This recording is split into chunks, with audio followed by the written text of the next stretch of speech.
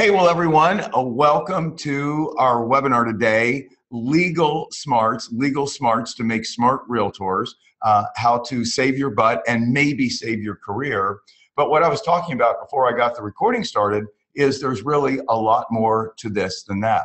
Because what I'm going to do today is give you some legal smarts that are not only going to help you protect your clients better and protect yourself in a legal context, but I'm going to give you some legal smarts that you're going to be able to use in everyday life that is going to help you make better decisions about when you're buying things, what kind of warranties you're getting, when you think somebody's defrauding you, whether they really are or they're not.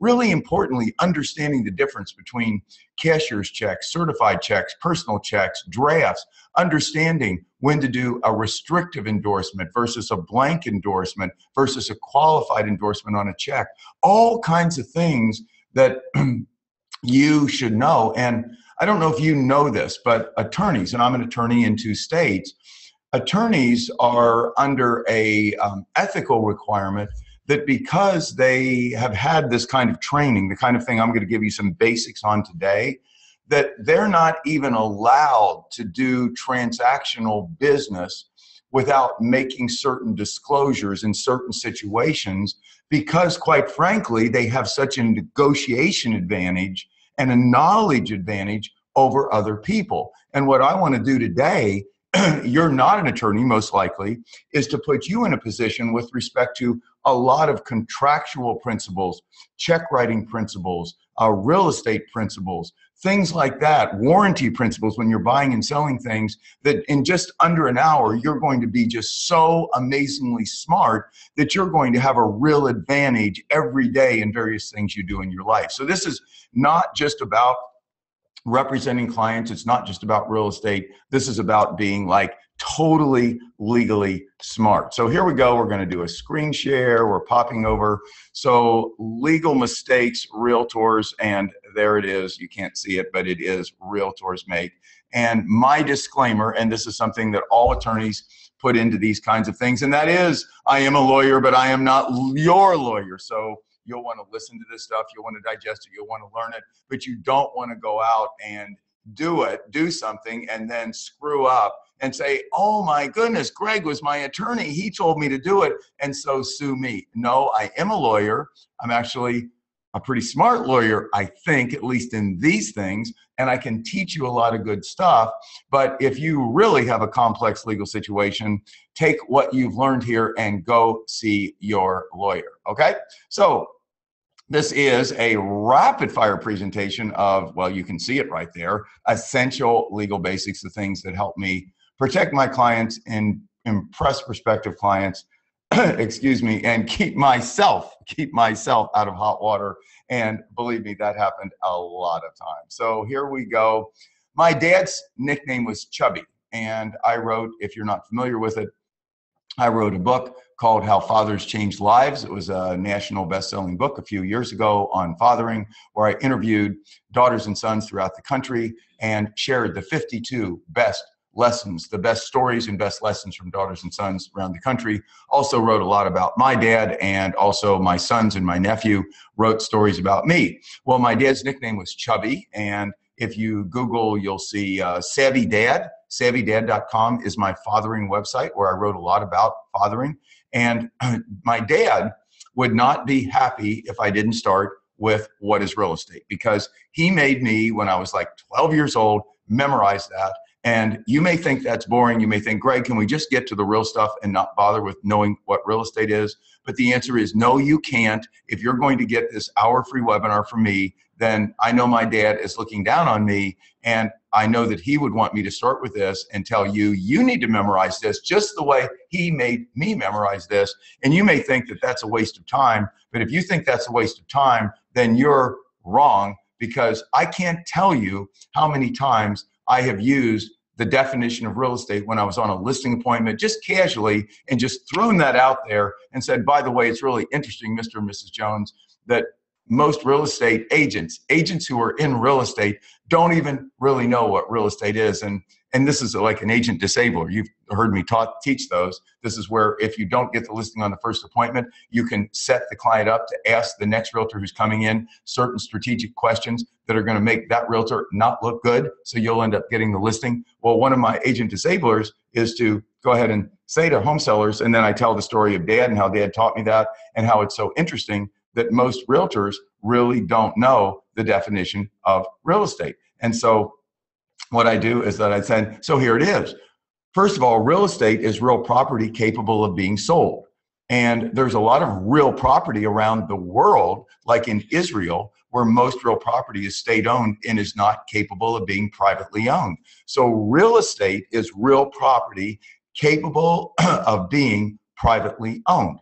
Now, that begs the question, what is real property? Well, real property then is the land, and you have to memorize it in this order: the land, what's beneath it, what's attached thereto, like shrubs, what's erected thereon, like buildings, and the right of light and air. So it's the land, what's beneath it, what's attached thereto, what's erected thereon, and the right of light and air above. And my dad made me memorize that word for word in exactly that order. And I got to tell you, for you to know that like that and then explain what each of those parameters are, and that certainly there are governmental restrictions like the right of light and air above. That doesn't give you the right to shoot down an airplane if it flies over your land, because that's a governmental restriction. But that still doesn't change the real definition of real property. So real property is the land, what's beneath it, rights all the way down to the center of the earth in a V. Now, you know that's restricted as well. You can't necessarily drill down, tap up water, and do other things. But then again, that's governmental restrictions. That does not affect what real property really is. So real property is the land, what's beneath it, what's attached thereto, what's erected thereon, the right of light and air above. Real estate is real property plus the title thereto. So the answer is what? Then the question is, what is personal property? Personal property is simply everything else. And I mean everything else. Everything else in the world is personal property. There's either real property or personal property. Even your dogs, your pets, those are personal property. So now, next thing, legally, does a deed, a lot of people misperceive this, does a deed represent title to real estate like a car title does to a car? And most realtors really misunderstand this. The answer is no. A deed is not title to real estate. Unlike a title to a car, a physical title to a car, which represents your ownership of the car, a deed is not that.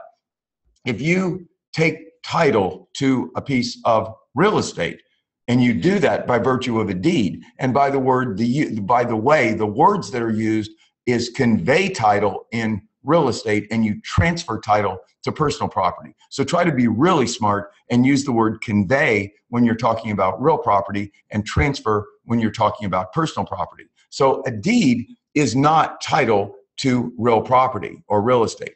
What a deed is an instrument that is used to convey the title to real property, and that's a big difference. So a deed is prepared for one specific purpose, and that is if I own a piece of real estate and I want you to be the new owner of that, then I sign this deed, and once that deed is delivered to you, you have title to the property, and you can tear that deed up, throw it away, burn it, etc. It makes no difference at all. You have title to that property. Now, you may want to record the deed, and we'll talk about that later. You may want to preserve the deed as proof. That's all okay, but you want to understand that there is a difference between having that as proof, having that to go record, and we'll talk about the recording statutes in a minute, and that actually being title. A deed is not title to real estate. It's simply an instrument that's used for a very specific purpose, and that is to convey the title. And once that purpose has been met, you could take that deed if you wanted to, other than for proof, and just trash it.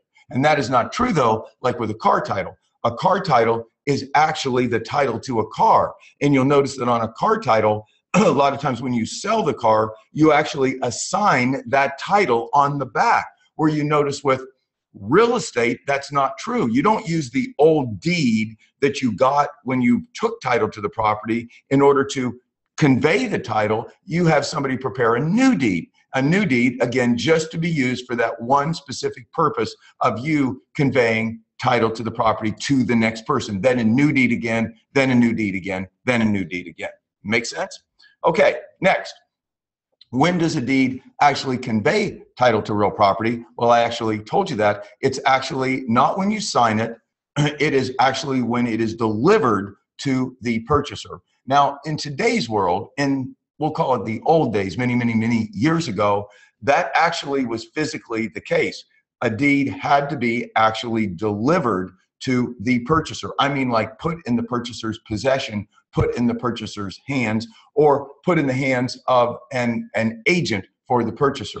In today's world, we have what we might call constructive delivery, and that is that if you sign off a deed at, let's say, a title company or at an attorney's office, and then they hold that, and once the purchaser comes in with all the money and everything that's needed at, let's say, the title company, then the title company doesn't actually put the deed in the purchaser's hands. In fact, the purchaser never, in many states, even has to go into the title company. The title company simply closes the transaction, disperses the money, and records the deed, and that is considered to be constructive delivery. But I still want you to know that there is, under the law, what's considered to be a delivery. And if there's never an event, either through a title company, through an attorney, through an agent, or face-to-face personally between a buyer and seller, if there's never a definitive event, where the title to that, where that actually deed is considered to be delivered to the purchaser, there is never a conveyance of the title of real property. Most people don't know that. And clearly, signing off on the deed does not obviously constitute a conveyance. So a seller signing a deed means nothing. The only thing that means something is if after that deed has been signed off, if it is actually conveyed or delivered to the purchaser, either actually or constructively, as I described. Okay, what is the purpose of recording a deed after title passes? Well, the purpose of recording a deed is not to affect a conveyance of title. Some people think, some real estate agents who I've taught this, think that when I ask them the question, that recording is necessary to owning property. That is not true. That is not true in any state. Having a deed recorded is not an essential element to having good title to a piece of property. The purpose of the recording statutes is to keep you from losing title to property once you have it. And I want to say that again. The purpose of recording statutes are to keep you from losing title to property once you have it. And so I'm going to describe to you briefly each of the three types of recording statutes. And there, I believe that you find this is pretty spread out among the states. Most of the states use either a notice or a race notice statute, not a race statute. And I'll describe each one.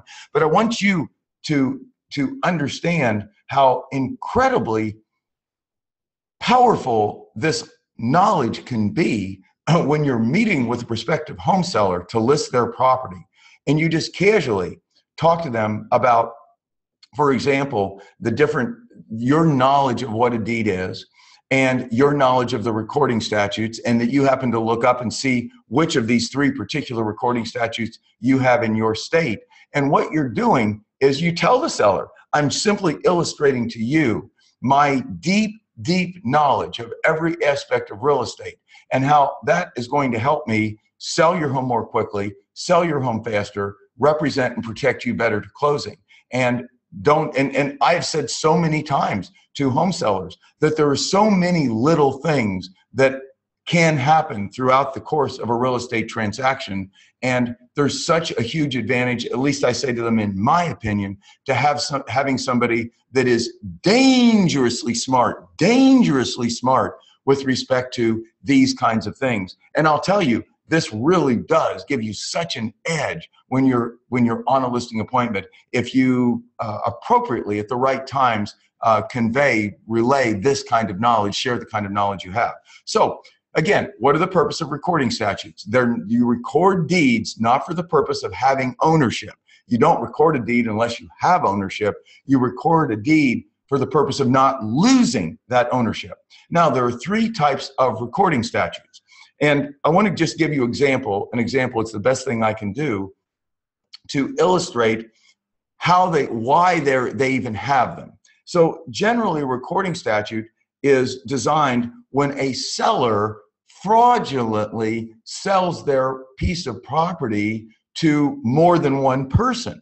This happened a lot back in Arizona, back in the, many, many years ago when Arizona, where we had all the land fraud. I don't know if you ever read about it. Those of you in Arizona probably know about it.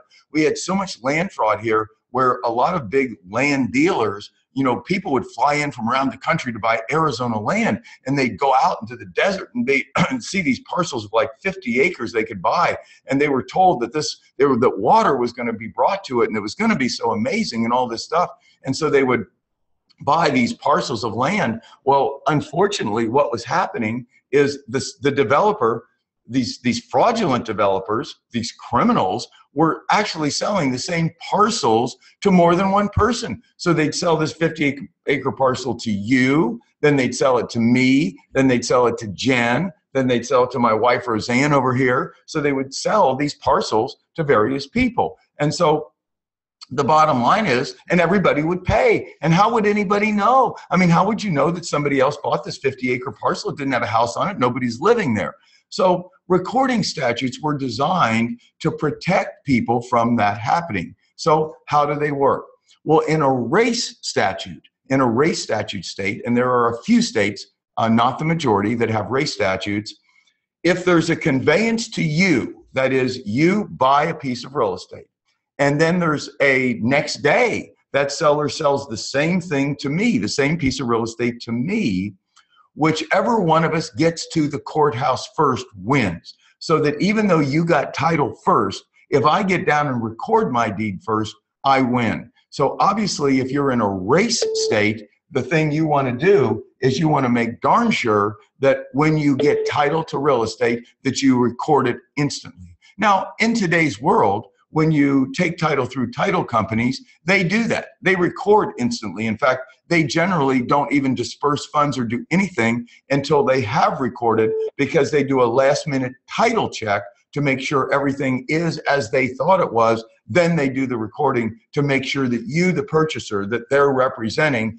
do get that first position in title. So, but the point is, sometimes title companies aren't used. Sometimes that doesn't happen. Sometimes people just do deals between and among themselves. And in that case, you want to make sure, if you're a buyer, that you record immediately if you're in a race state. Now, a race notice state works exactly the same way as a race state, with one exception. And that exception is that if you are the second purchaser and you beat the first purchaser to the courthouse, so that you record before the first purchaser, then you do get title to the property. It takes it away from the first purchaser if you're doing that without notice. And what I mean by without notice is you don't know that there's a first purchaser.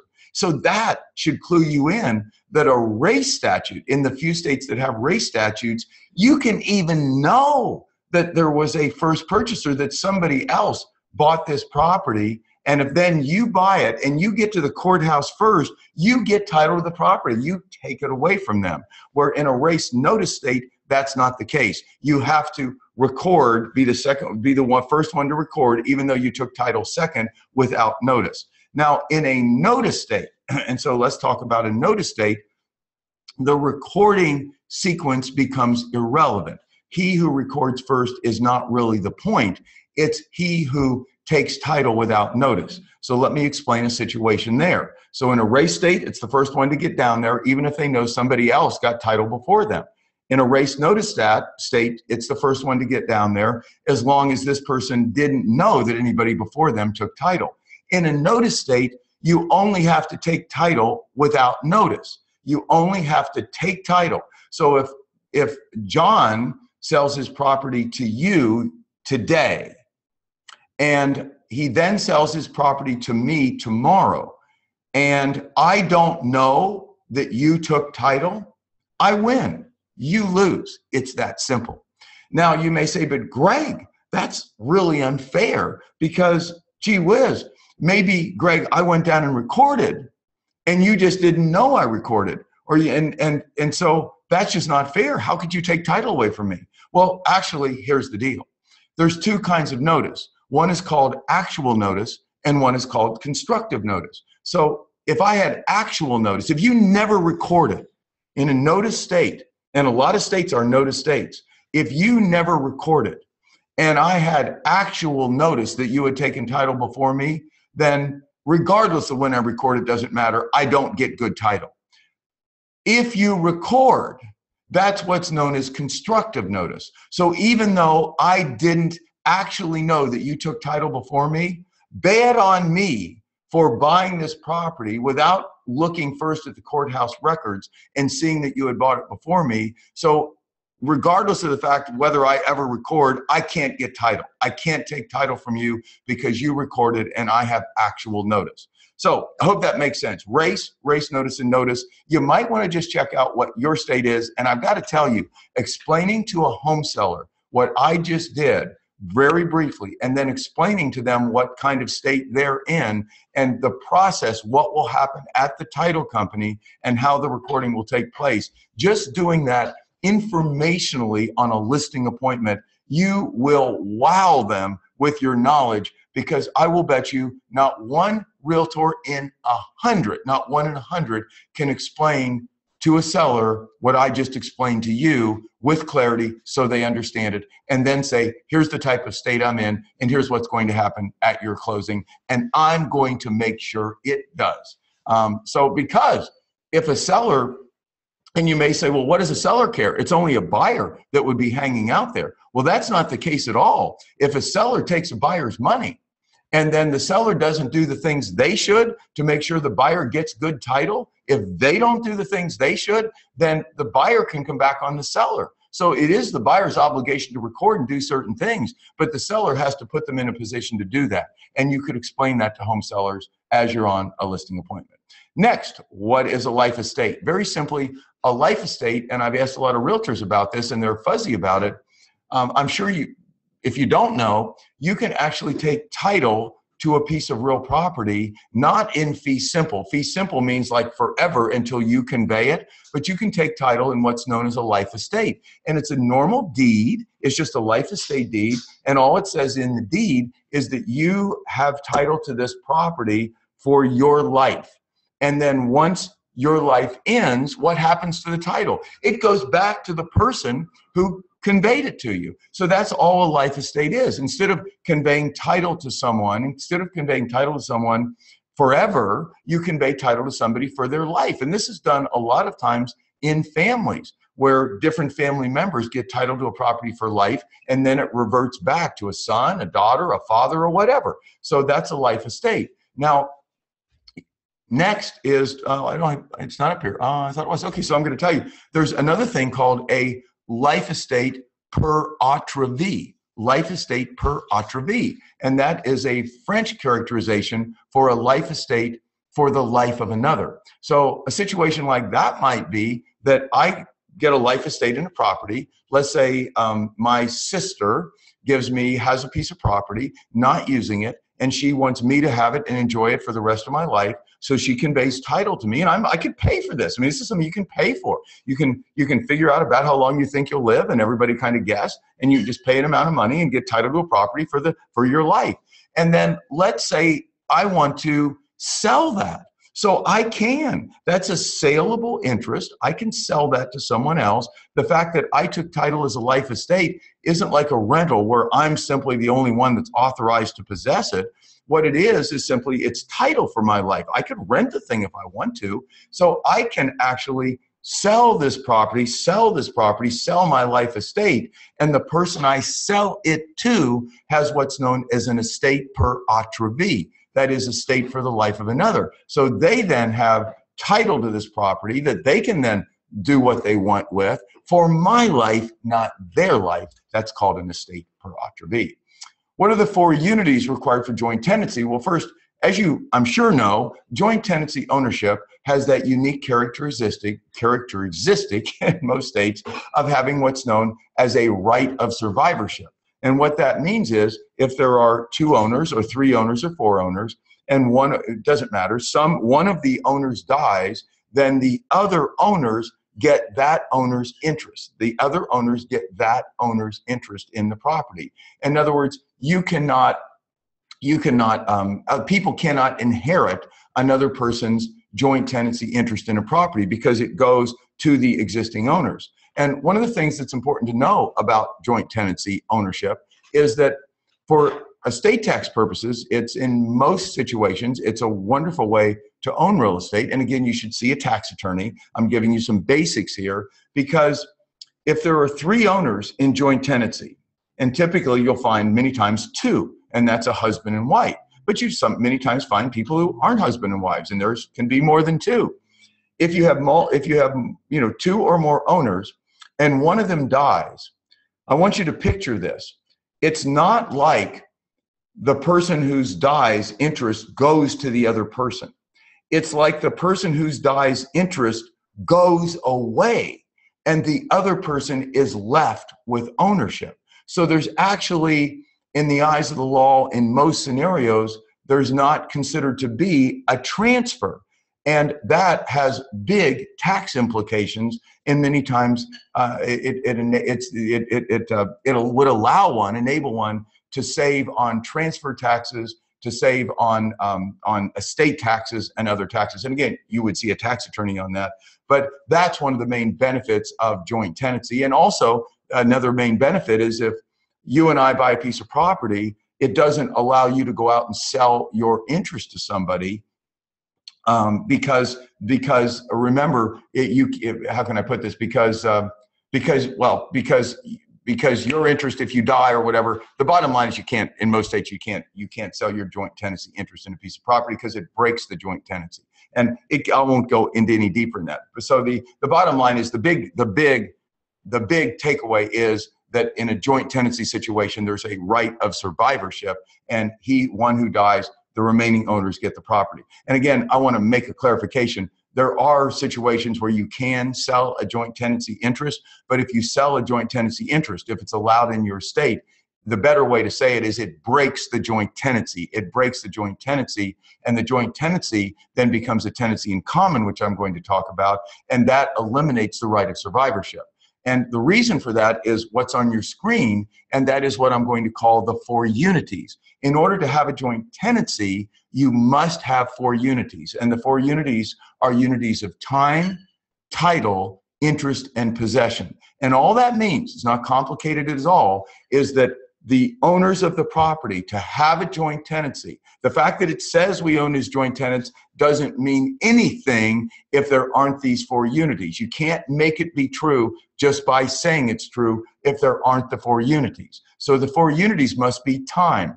We must all, two of us, 3 of us, 4 of us, 5 of us, we must all take title at the same time. So that's time.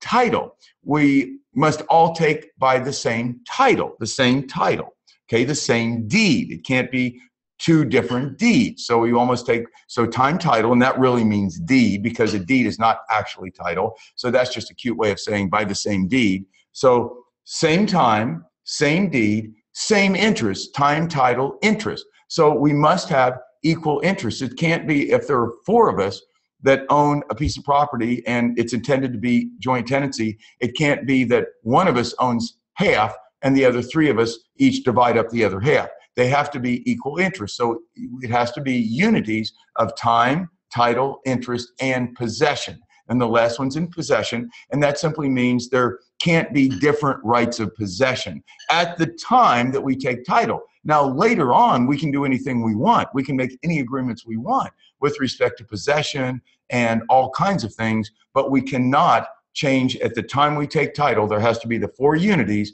time, title, interest, and possession, in order for there to be a joint tenancy and the right of survivorship to exist. And again, I want to mention that if somebody were to sell their joint tenant interest, and I misspoke before, you actually can sell it, but it breaks the right, it kills off the right of survivorship. So in most states, and states do have different laws in this regard, but in most states, if there are 3 of us in joint tenancy ownership of a piece of property, and one of us sells our joint tenant interest, then what happens is the person who buys our joint tenant interest is a tenant in common with the other 2 owners who still remain joint tenants. Now, that does vary by state law, so I'm not going to get into that any deeper. I just wanted you to understand this basic principle of joint tenancy, and tenancy by the entirety is something that exists in some states, and it is simply a joint tenancy that exists between husband and wife. And usually in that circumstance, there is a restriction on selling. In other words, in the states that I'm aware of that have a tenancy by the entirety, it's simply a joint tenancy between husband and wife, and it does prohibit either the husband or wife from selling their interest in the property. What is a tenancy in common? A tenancy in common is what is most often used in a non-husband-wife or friendship situation to own real property. And that is where you don't need any of those unities. You can take by different titles. You can take at different times. Like I could own, Roseanne and I could own a piece of property. Even though we're husband and wife, we can own in tenants in common if we choose to. We don't have to own by joint tenancy. So we could each own half. I could then sell all of or half of my interest to someone else. And so then there would be someone that owns a quarter, I'd own a quarter, and Roseanne would own a half. And I could do that at a different time, different title, you see, not those 4 unities. And that's simply a tenant in common ownership. And the big thing about that is there's no right of survivorship. So if one, unlike a joint tenancy, in a tenancy in common ownership situation, if one of the owners dies, they can pass that along to their heirs. Their interest can pass along to their heirs. Or in a joint tenancy, you can't pass your interest along to your heirs because you have no interest to pass. When you die, it goes away and it remains with the existing owners. I hope that makes sense. So that is a joint tenancy, tenancy by the entirety, and tenancy in common. Now, what is a fixture? Getting to real property with respect to a fixture, I've heard realtors come up with all these long kind of crazy definitions of fixture, and it's really just so simple. A fixture is simply personal property, something that was at one time personal property that becomes affixed to real property in such a way and with such an intent. I'm going to talk about intent in a minute, that it is then considered part of the real property. And that means that it is no longer personal property. And if the real property sold, and I know all you guys know this, it automatically goes along with the real property. And the real test to keep it simple with a fixture is the intent. It's an intent test. And I know that a lot of people think it's a how firmly is it affixed or how hard is it screwed in or all this kind of stuff test. And yeah, it is kind of, but it really under the law, that's considered intent. The law is really looking at the method in which how solidly and it's attached to the real property to determine the person's intent. That's what it's really all about. And if something's attached to real property, then it's screwed in. And yet it would be clear from other circumstances, the type of thing it is, the way things are done, that the intent of the party, and particularly the intent of a party, a third party looking on, an objective third party. It's not the real intent. It's not what the person who affixes it's really thinking. It's what an objective third party, if they saw that person affixing the personal property to the real property, it's what an objective third party would think. That's the test. Most people don't get that. It's not a subjective test. It doesn't matter what was really in my head. Did I really intend that this become part of the real property or not? What really matters is what a third party looking on, a bug on the wall, would think. Does Greg intend that this shall remain with the real property, or does Greg intend that it not?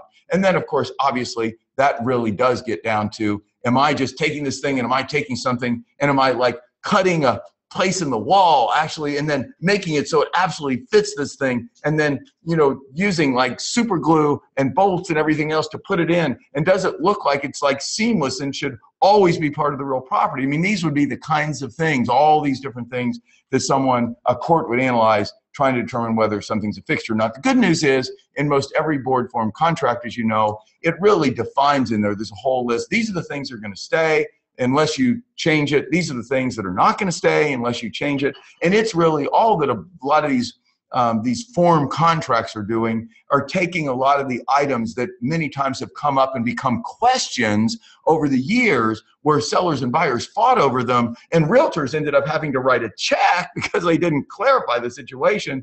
And a lot of these things are laid out in the purchase contract, just like boilerplate. This is what's going to stay. This is what's going to go. You do realize any of that can be changed. all you have to do is just change it and get the seller and buyer to agree, and then it goes where it comes. And that has nothing to do with what's a fixture. The stuff that's in a purchase contract, the stuff that stays, the stuff that goes, it generally follows the law of fixtures, but it doesn't have to. That's contractual. You can take anything you want and you can have it excluded or have it included in a purchase contract, whether it's a fixture or not. That overrides whatever the law would be. So what is a trade fixture? Real briefly, a trade fixture is something not like the photo you're seeing. You would never see a trade fixture in a home. A trade fixture is the same test. That is, it is personal property that is affixed to real property, only commercial real property, not a house like what you see in the photo. It's affixed to commercial property in such a way that it would become part of it's a fixture. So it would become part of the real property. And remember, a fixture is simply something that was once personal property that's affixed to once personal property that's affixed to the real property and then becomes real property. So all a trade fixture is personal property that has been fixed to commercial property that becomes part of that commercial property. So why? Who cares? Why? What's the difference then between a fixture and a trade fixture? I mean, what's the practical significance of that? The practical significance is that trade fixtures can be taken with, detached, and taken with the person who originally attached them. The typical example would be a restaurateur who is opening a restaurant and leases the facility. So they lease a facility, they spend $100,000 on expensive ovens and other restaurant equipment, and they do attach it in such a way that it would normally become a fixture and part of the real property. Well, you see, when that happens, what happens? If there weren't a trade fixture law, then the person that they lease the property from would then own all their stuff. And that wasn't really what their intent was. So that's been defined in the law as a trade fixture. And so you are allowed to remove trade fixtures as long as you patch up the walls and leave everything in generally a lease situation as you found it. What is an easement? Very with clarity, an easement is simply a right to go across. In my coaching, I don't really, coach a lot of law, even though I'm an attorney, because I don't get a lot of law questions, but I do get these kind of questions a lot, easement situations. And I know that realtors will sometimes ask me, can I put a sign on an easement? Can I do this on an easement? Can the property, I have owners of property I just listed and they have an easement. Can they do these things on that easement? And the answer is no. The only thing you can generally do on an easement is go across it. An easement is simply a right of ingress and egress. And the most common question I get as a real estate coach is, can I put signs on an easement? And the answer, because an easement, remember, that is, in that question scenario, you're representing someone who owns a piece of property and has an easement to go across someone else's property. Maybe it's an easement to walk across it. Maybe it's an easement for utility lines underneath it. Maybe it's an easement for a driveway. Who knows? But it's an easement. And the answer is no, you can't put a sign on it. Of course you will, so do I, until they yell at you, the other people yell at you. I mean, I didn't say you can't, I just said you shouldn't, okay? So the bottom line is, because it's only a right to go across, use, etc., for the specific purpose of the easement. Now, just for fun, you may have never heard the word profit, but I'll just mention to you a profit, just to make you like really smart here. A profit is simply an easement to go onto someone's land, but it goes beyond that. It's an easement to go onto someone else's land and take something off. A typical profit might be an easement to go on my land. We have a place up in Wyoming, okay? And we have a lot of, we have any fruit trees up there, Roseanne? Any fruit trees, anything on our, yeah, not really, but let's say we had apple trees, okay? So I don't know if they have apple trees in Wyoming. Let's say we had apple trees on our place in Wyoming. I could give somebody a profit, sell them a profit, because you'd be able to use all our apples to actually come onto our land for a certain scheduled period of time and take the apples away. I might sell them that for $500. So during the month of such and such, like, I don't know, when do apples grow? Let's say May, okay? September? Okay. Fall. Okay, fall. So let's say harvested. So let's say in September, I sell somebody a profit. And that would be an easement to come onto our property in Wyoming. And then to do more than just to go across it, it would be to actually take the apples off of it, take them away, and do whatever you want. That's a profit. Okay, what is the difference between, this is really important knowledge for you guys. What is the difference between a special warranty, general warranty, and a quitclaim deed? And this is something you just should not be on a listing appointment where you don't just drip feed this and throw this out to sellers and explain to them that one of the things you're going to look into is whether they should convey title by special warranty deed instead of general warranty deed. And you just mentioned that to them. Oh, by the way, as part of my representation, I'll be checking with the title company and looking to see if whether in this circumstance it would be better for you to convey title by special warranty deed and general warranty deed. And any good professional realtor should check into that. Well, the sellers are naturally going to ask you. They're going to say, well, why? What does that mean? What's the difference between the two? You say, oh, well, it's a very important difference. With respect to a general warranty deed, when you convey title by general warranty deed, you are warranting the title of this real estate, all the way back from the first time it ever was conveyed. Like, could be 50, 100 or more years. You are warranting every single, if there was anything wrong, any defect in any of those conveyances prior to your selling this, you're warranting that you will step in and write a check to solve that problem. Now, clearly, if that problem was caused by someone three notches back in the chain, 3 owners back, then that person would be liable, but maybe they're dead, maybe they're gone. And the bottom line is, the person you convey to, if there was a problem 3 owners back, they have a right to come to you as well as to go to the person who caused the problem. They're most likely just going to come back to you. That's a general warranty deed. It warrants the title of real property you convey all the way back to the first day.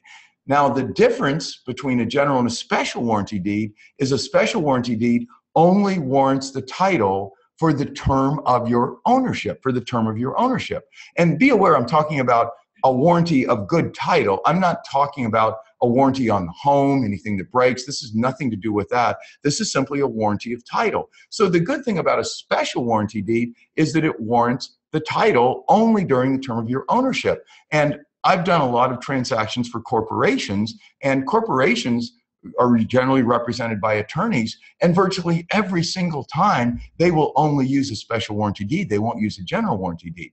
Now, in most residential transactions, a general warranty deed is just used because it's tradition.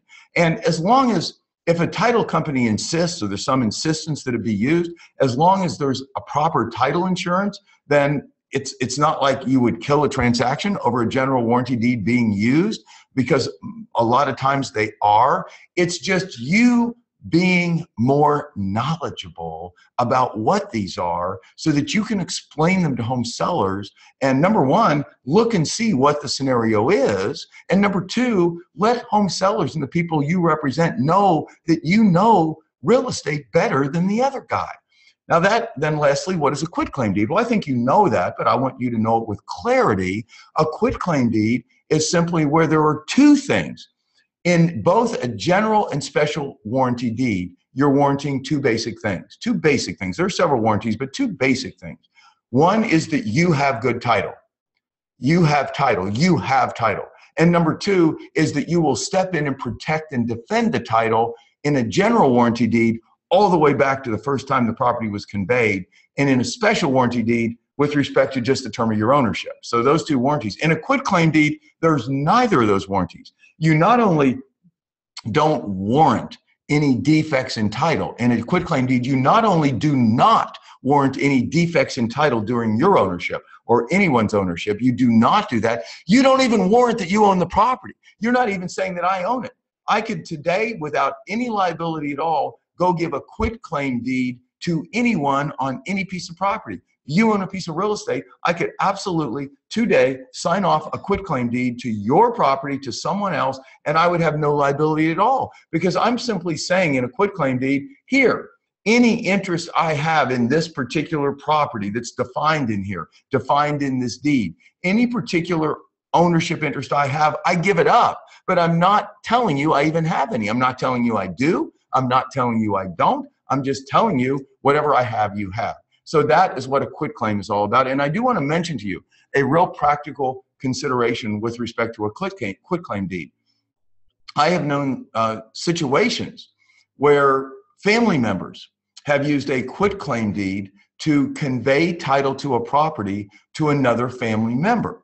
And they basically thought, oh, I should use a quitclaim deed because, you know, I don't want to have any liability. I don't warrant anything. I do own the property. So I'm just going to use a quitclaim deed because they hear from a friend or somebody, they ought to use a quitclaim deed just so because it's simple and easy and they have no liability.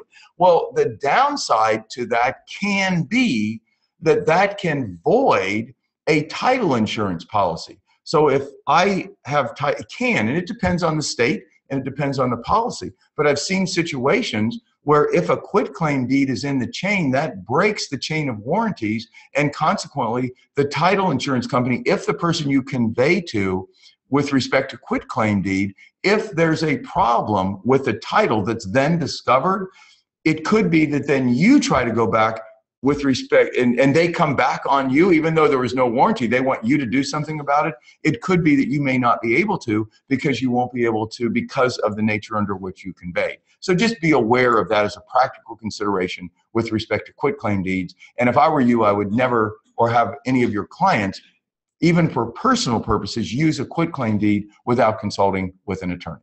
What is fraud? This is like a fun one. This is like a totally fun one.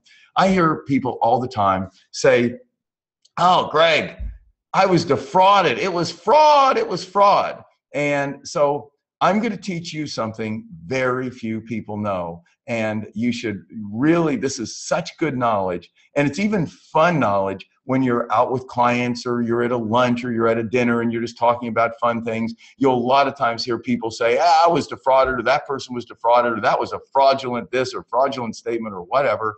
So fraud, and it has to have every one of these things I'm going to say. Fraud is the intentional misrepresentation of a material fact on which another person reasonably relies to their detriment. And there's a lot of stuff in that definition. So let me run through it real quickly. First of all, it has to be a misrepresentation, and the misrepresentation has to be intentional. It can't be negligent. If I say something to you that causes you to do something, and what I'm telling you is wrong, it's just dead wrong, and you act on it, and you are harmed because of it, but I didn't realize it, I didn't intentionally do this, then it's not fraud.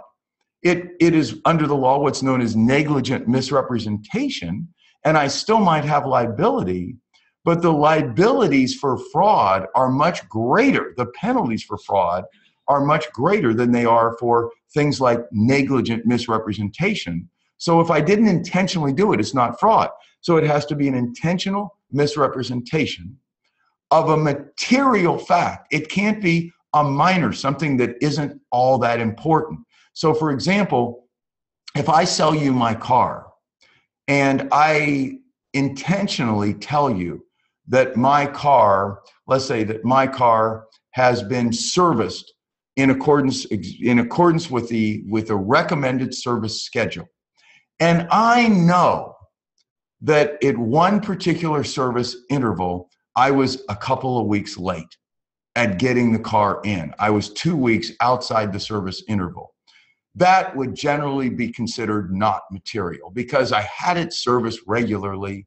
I was 2 weeks late one time. I even knew that. I just didn't want to tell you that because I thought that would maybe keep you from buying the car. And so that would generally not be considered a material. It is a fact.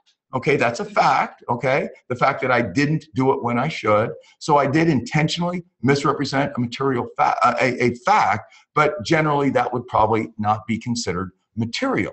Now, if I say that this car has never been in an accident, and in fact it has, that would generally be considered material. And who determines whether something's material? It's not a judge, it's a jury.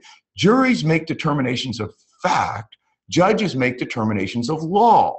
So unless, and it is possible that a judge can also be a jury. You can opt to not have a jury. You can have the judge in many trials also be the finder of fact, in which case the judge just then makes that determination. Was it material or not? But that's a factual consideration. So fraud is an intentional misrepresentation of a material fact on which another person reasonably relies to their detriment. And those reasonably and to their detriment are critical. They have to be reasonable in relying on that. If you tell them something that is an intentional misrepresentation of material fact, and they know better, they just know that that doesn't make sense, they're not even being reasonable in relying on that, then there's no fraud. So even though you did bad, if they're not being reasonable in their reliance, then there's no fraud.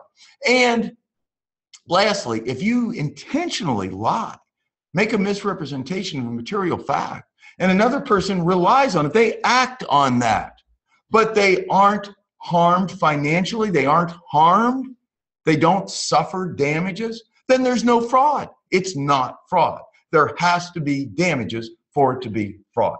So as you can see, that most of the time, people who say they were defrauded may not have been defrauded. Now, that doesn't mean they don't have a cause of action. It doesn't mean there may not have been a breach of contract. It doesn't mean there may not have been some type of misrepresentation. And most states have various statutes that cover other types of misrepresentations. It's just that the penalties aren't as great as they are for fraud. And there's both criminal fraud and civil fraud. And I won't really get into the difference other than to say that the criminal fraud, which rises to the level of having to go to jail and filing and paying a big fine to the state, criminal fraud is the type of fraud that you really want to understand all of these elements and that they have to be present. Okay, and so what is the difference next between a right of first refusal and this could be true in anything, it doesn't have to be real estate, but I want you to have this knowledge with clarity in real estate. What is the difference between a right of first refusal and an option? Well, in brief, an option on real estate or on anything, it could be an option to buy a car, it doesn't have to be real estate, but let's use real estate. An option is where you pay a certain consideration to have the right to buy something, let's say it's real estate, to buy something at a specific price during a specific period of time. So you're buying price and time. That's what an option is. You are buying price and you are buying time. And so you are buying the right to buy something, could be a stock, could be a piece of real estate, at a specific price over a specific time. And if you don't exercise that option, you lose what you paid. You lose the consideration. That's the option money. Oftentimes, but it doesn't have to be, the option money would be applied against the purchase price, but that's simply a matter of whatever the option says. It doesn't have to be the case, but usually is. Now, what is a right of first refusal? A right of first refusal is simply very different. That is where you have the right to buy a piece of something if another person makes an offer on it.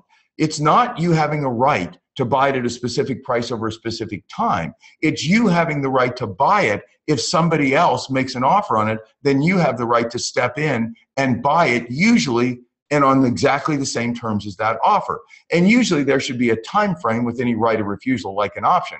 Like for 3 years or this period of time or during your ownership, I have a right of refusal. And you'll oftentimes see that in real estate. You'll a lot of times see that in common ownership of businesses and LLCs, that I can sell my interest in a business of which I'm a part owner, but I have to give the other owners, if I find a buyer, I have to give the other owners the first right. Maybe after I find this buyer, I have to give my other owners like 30 days to step in and match the terms of this offer I got. That's a typical scenario when you'll see a right of first refusal. Okay, what is the difference between a cashier's check and a certified check? This is so important to know. And I'm amazed at the number of people that don't know this, because it's a real difference. And it comes down to the fact that you just never want to use a certified check. A certified check is a check that you draw, that you go to the bank and you have it made good, it clears your account right then. So that check is done, paid, good, over with. It's like it's like a personal check that has gone through the banking system and it's done and the money's out of your account. Here's the thing about a certified check, why it's so dangerous. Even though you might draw a certified check to me to buy a car for $10,000, you draw it, you go to the bank, you say, please certify it. A lot of banks won't even certify checks anymore because it's so dangerous. If you lose that, you're out of luck. You're just out of luck because it's out of your account. It's been certified. There's no replacement. There's no getting the money back. The bank isn't going to put the money back in your account. You didn't get the check to me. You drew it to me and you didn't get it to me. So you're just out the money. And that's the problem with a certified check. Now in a cashier, and that's why a lot of banks won't even do it. Now in a cashier's check, that's very different. A cashier's check, a normal check, is when you order the bank to pay money that's in your account to someone else. So you, in a piece of writing, in what's known as a check on a piece of paper, you order the bank to pay money to someone, and the money that you order them to pay you is money you have sitting in your account. That's a check. That's a personal check. A cashier's check is where the bank is writing the check on itself. It's not you. It's where you go in, the bank moves your money to its account, okay? But it's different than a certified check because it's not where your check is clearing. It's just moving your money to its account. It draws a check on itself. So the bank is ordering itself to pay, let's say you use this cashier's check for closing, to pay the title company. The bank is ordering itself to pay the person you take a cashier's check to buy a car. And so you can't stop payment. You can't stop payment. The reason banks and the reason title companies and people you buy cars and other big things from want cashier's check is because you don't have the right, after you get the stuff, you don't have the right to stop payment. Only the bank can stop payment because remember, they drew the check. They took your money, put it in their account, and they drew the check on themselves. And that's what a cashier's check is. It's a bank drawing the check on itself. So the protection with a cashier's check is that the bank can stop payment on itself. So that if you lose a cashier's check, the bank can, it's a process, it's not easy, but the bank can put through their system that cashier's check shall no longer be honored if somebody should get it and bring it in. And they put that through their system. And consequently, there's a process where you can get that money back into your account. Where with a certified check, you can't. You are just out of luck. What is a draft? Well, I just tell you this for kind of fun to know that a draft is simply a check drawn on a non-bank. Most people don't know this. For example, if you owe me money, I can draw what would look like a check to someone else that I owe money to. And it would look just like a check, only it wouldn't be drawn on a bank, it would be drawn on you. And so I would simply draw this thing and it would make this thing and it would say, pay to the order of Jen. Jen's listening in today, pay to the order of Jen Fries, $1,000. And it would order you, if you owe me money, to do that. So she would bring this over to you and you would then have to give her the $1,000 per my order that you owed me instead of giving it to me. That's what a draft is. Drafts are used in commercial transactions all the time where corporations hold assets for other companies or corporations, and people draw drafts on that to have it moved around in various ways, but none of the entities involve banks. So that's what a draft is, and I'll bet you dollars to donuts, you go to your real estate office, that not one single realtor at your next real estate meeting could tell you with clarity. Ask them what the difference is between a cashier's check, a certified check, and oh, by the way, what is a draft? See if anyone in your next sales meeting knows that answer. Well, who are the parties to a check? Who are the parties to a check? Well, there's the drawer, the drawee, and the payee. So the drawer, the drawee, and the payee. And you should know who the parties are. Be smart and see if your next real estate meeting at your office, anybody knows that. The drawer is the person who draws the check. That is the person who's making the order to pay. The drawee is the person who is ordered to pay. In the case of a check, that would be the bank. In the case of a draft, that would be whomever has the money that is going to give the money to whom? The payee. So you have the drawer on a check, let's say that's you. The payee, that's the person who you want to have the money. And then the drawee is the person who you're ordering to pay the money to the payee. Those are the parties to a check. And of course, in a check, the drawee is a bank, where in a draft, the drawee can be anyone. What's the purpose of a restrictive endorsement on a check? A restrictive endorsement on a check. Well, a typical restrictive endorsement would be, and I'm sure you've done this, it restricts the use of the check. It would be for deposit only. And this is really important. You will, in a bank sometimes will stamp that way, that you endorse a check restrictively for what? For deposit only, which means that if you do this in advance before you even take it to the bank and you lose it, so a check that somebody else gave you, nobody can do anything with that check. Now, they might not be able to anyway, but that restricts how the check can be used, and that's what a restrictive endorsement is. Now, I want to tell you something you may not know. There was a 1976 case, and this is good practical knowledge, that said that if you put an endorsement on a check or a notation on a check that says that this is payment in full, that means nothing. That does not mean it is payment in full if in fact it's not payment in full. So by simply putting payment in full on a check, if it's later proven that that was not payment in full, then in fact that doesn't count. That doesn't help you. And in fact, you give a check that says payment in full on it to someone, and it's a good thing to put on there. If it is payment in full, putting that on there, that's just evidence that they saw that and accepted it. So it's good evidence. I'm not saying it wouldn't help you. I'm simply saying it's not definitive. If in fact it's later proven that you both made a mistake and the person you gave it to thought it was payment in full, you thought it was payment in full, but in fact you still owed another $200, you'll still have to pay that $200. So that type of restricted endorsement in a 1976 case was considered to be not effective. So what is a blank endorsement? Well, a blank endorsement is where you simply sign your name. And a blank endorsement simply means once you've just signed your name with no restriction on that, then anyone can go cash the check. So you do not want to blank endorse checks. And there's just the bottom line. You don't want to blank endorse checks. If you're endorsing a check to another person, endorse it to them specifically, restrict it to them, to this person. Restrict the endorsement to me, payable to Greg Hague. Better to say payable to the order of Greg Hague. If you say payable to the order of Greg Hague, then I can negotiate it further because I can go in and cash it, or I can pass it along because you're saying paying to me or my order, somebody I would order it to.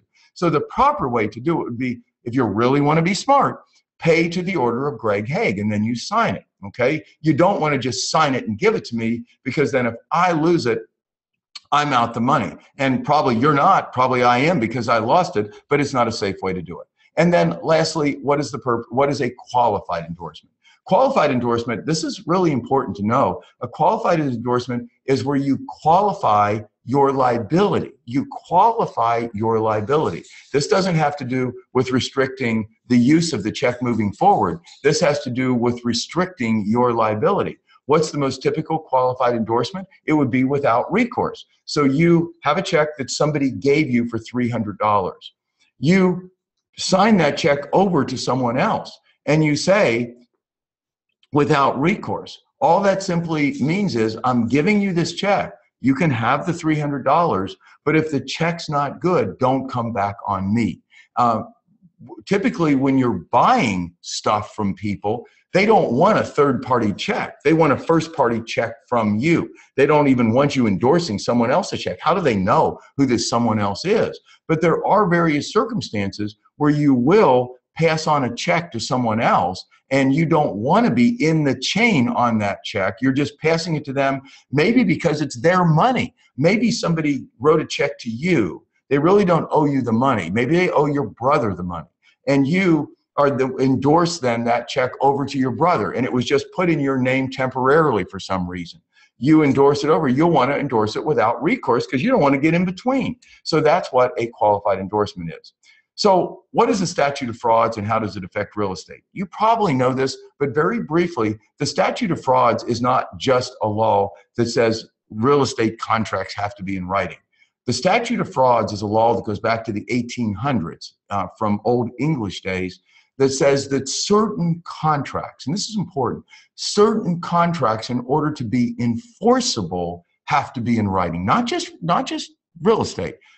One of the categories of contracts that happens to fall under the statute of frauds, and this is now defined in most every state statute, they have a statute of frauds, are contracts which create or convey an interest in real property. Contracts which can create or convey an interest in real property.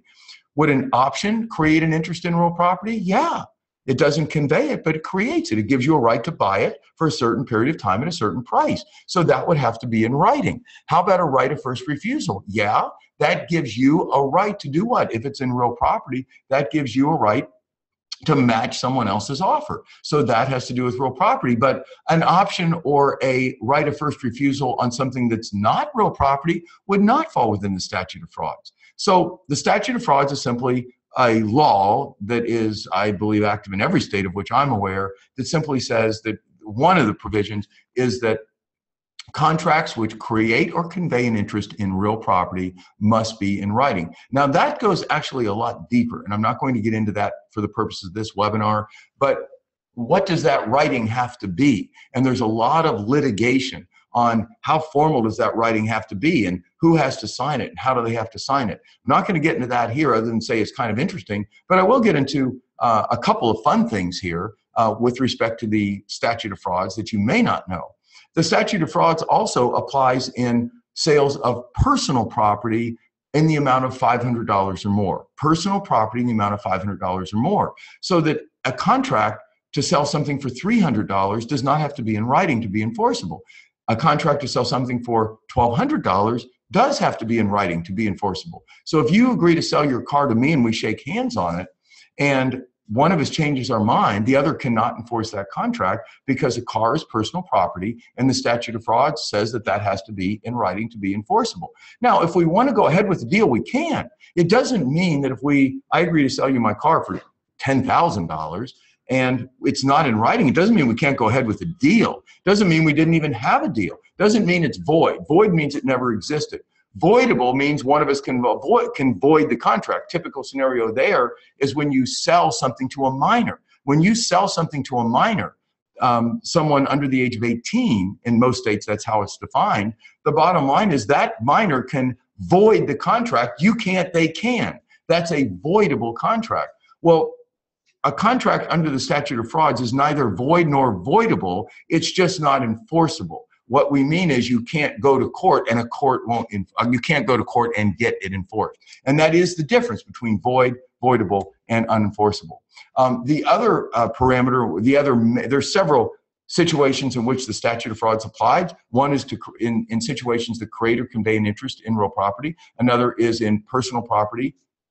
Value of which exceeds, or the price of which is $500 or more. Another one, by the way, is contracts that by the face of the contract cannot be performed within a year. So a contract that is like a year and a half or 2 years or even 13 months, having nothing to do with real property, real estate. We're not talking about a lease here, because a lease on real property falls within the statute of frauds simply because it creates an interest in real property.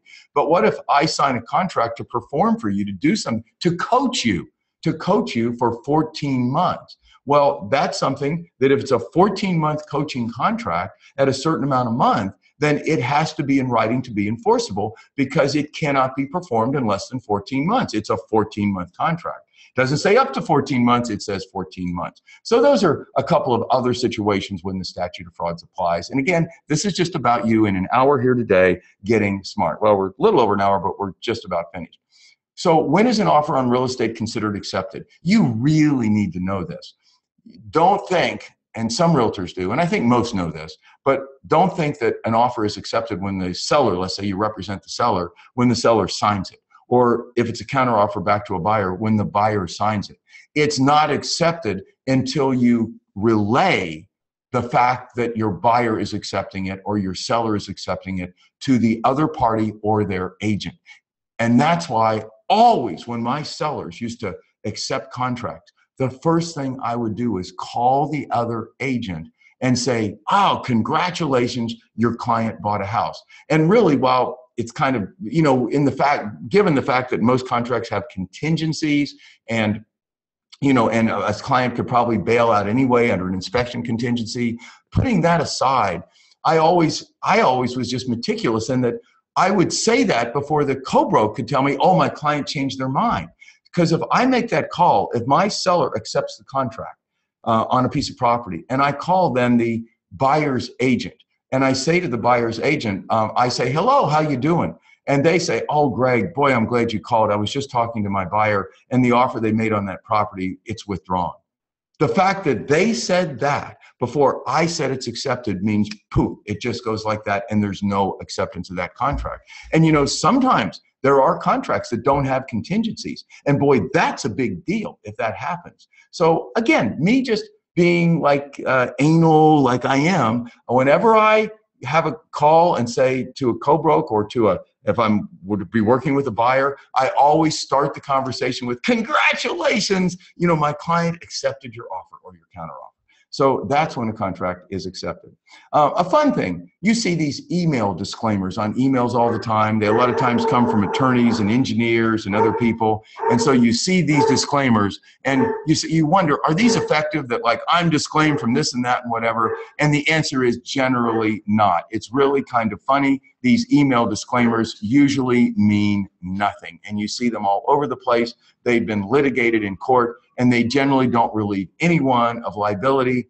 What they do though, and the reason they're used a lot, is they show good faith effort on behalf of whomever's sending the emails, that they're trying to retain confidentiality, that they're trying to do this. So they become one element in a whole picture of a person not being negligent and trying to protect confidentiality, et cetera.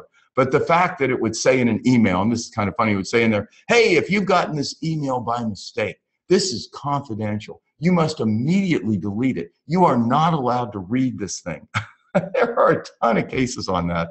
And the fact is, of course, the first thing you're going to do is read this email. I mean, what are they going to do?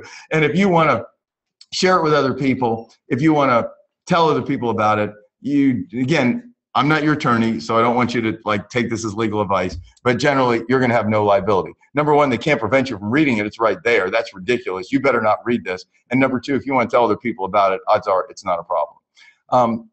Now, getting to buying stuff, getting out of real estate for a minute and buying stuff, something you should know going into the holidays. What is a warranty of merchantability?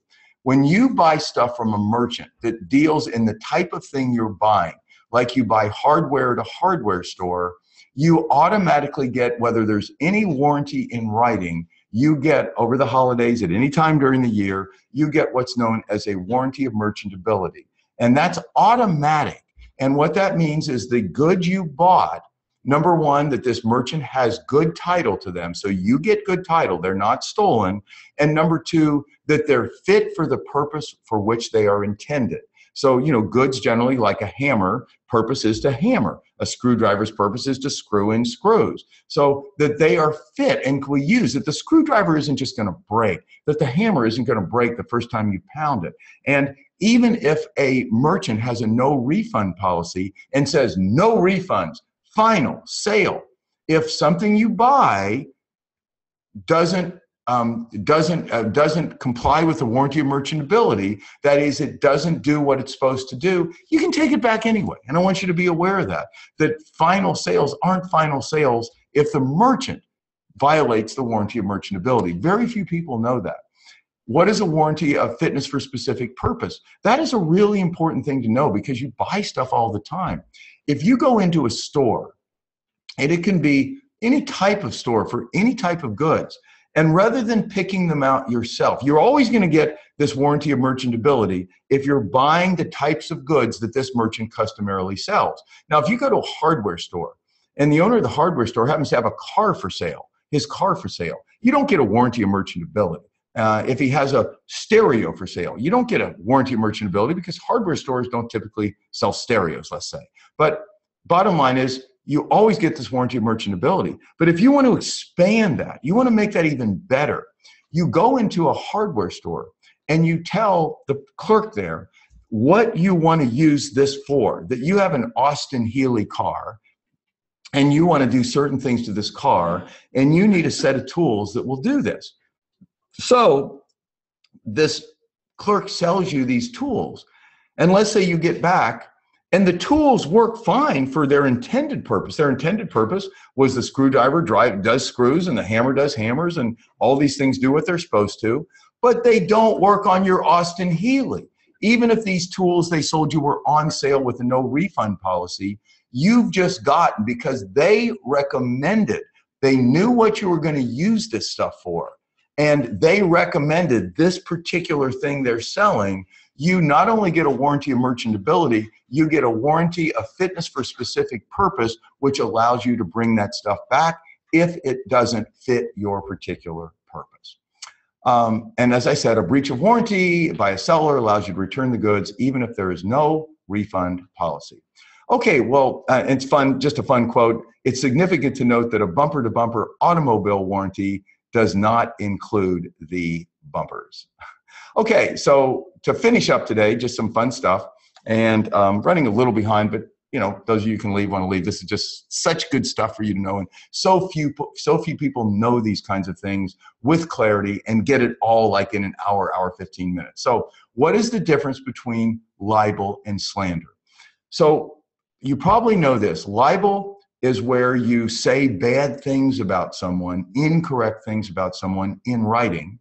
Slander is when you say it verbally. You say it verbally. Now, there's a difference. Why does that even matter?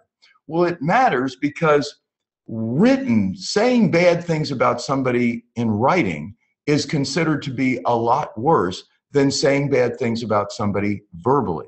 So in order to recover for slander, you have to prove. So if somebody says something about you that is totally untrue, it's absolutely untrue. In order to recover for slander, to sue them and recover for slander, you have to prove that you suffered monetary damages. This is what's known under the law as special damages. Even though what they said about you was untrue, it may have horribly embarrassed you in front of your friends. If you can't prove what's known as monetary damages, that this actually cost you money, then you will not be able to make a case for slander, to recover for slander. Libel's different. In libel, you don't have to actually prove you suffered damages.